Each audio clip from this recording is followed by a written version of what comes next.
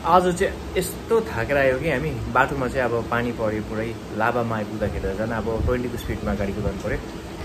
तर लामो बाटो भए पनि है यसरी ससुराली आउनु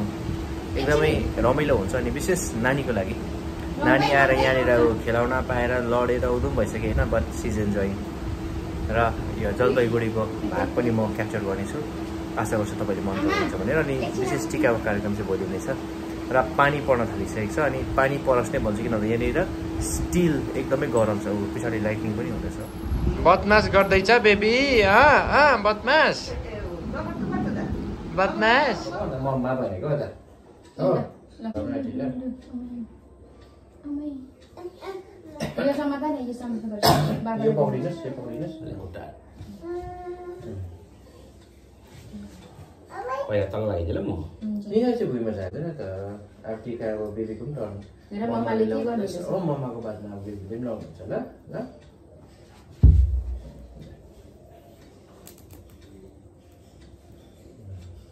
आशीर्वाद थाप्छ तिमीले पनि ठुलो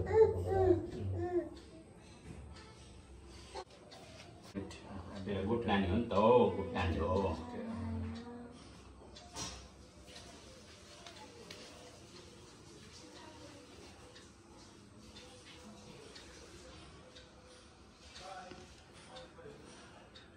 यसरी झोक्नुपर्छ यहाँ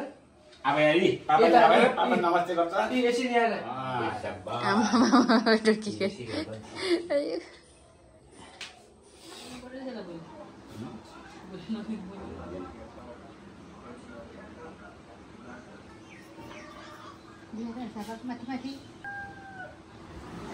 यो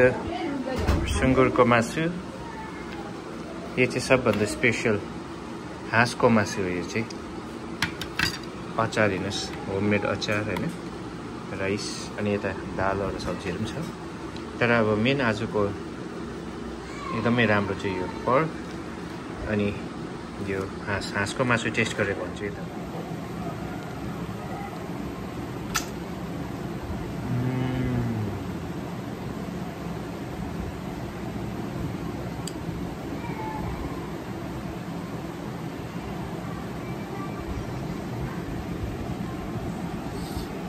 pork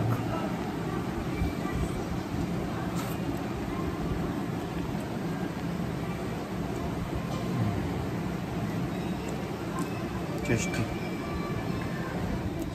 बेबी कहाँ जाने हो बाहिर जाने दिदाङजी कहाँ जाने खै टिका लाउनु भनेको खै टिका लाउनु है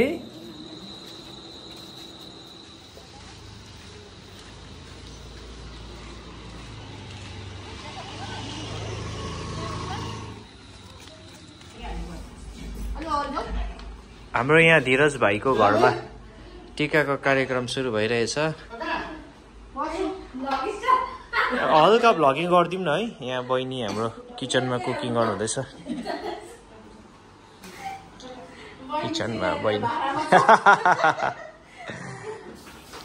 ए अर्को यहाँनिर फुच्ची फेरि एकदम बिजी छ हो भाइ कति दिन छुट्टी हो 6 तारिक फर्किहाल्ने है हाई दिचेन ए 5 दिनको म्यानेज मात्रै भयो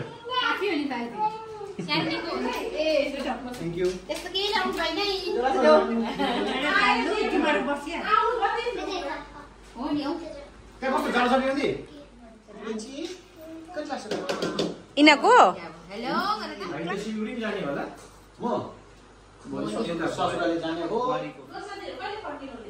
म चाहिँ अलिक दिन बस्छु म अर्को आइतबार फर्किन्छु खै बहिनीको भिडियोहरु बेला गर्नुस् जिउ थाहा भएन नि हामीलाई छोरा छ नि छोरा छ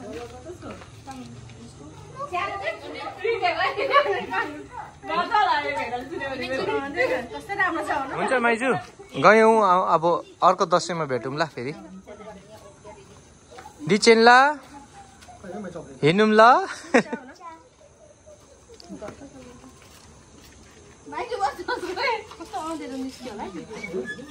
होइन राम्रै छ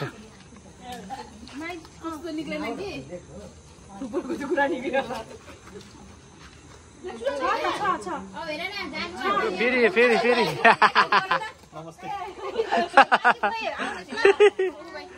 बाई किची फ्याङ्किची गुड नाइट नानासँग बस नानासँग दुधो खेप टिका लाउने आँटे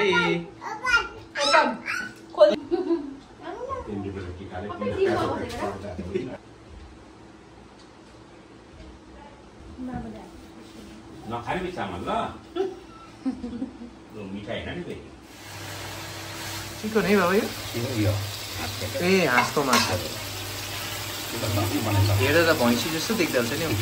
डल्लै लसुन पनि हाल्नु भएको छ है यो चाहिँ पर्क हामी भ्लगको अन्ततिरमा आएको छौँ देखिहाल्नु भयो आज पनि फेरि हाँसको मासु नै पाक्दैछ किनभन्दाखेरि मलाई चाहिँ अब मनपर्छ हाँसको मासु है र बाबाले आज लिएर आउनुभएछ अनि मिठो तरकारी पकाउनु रहेछ र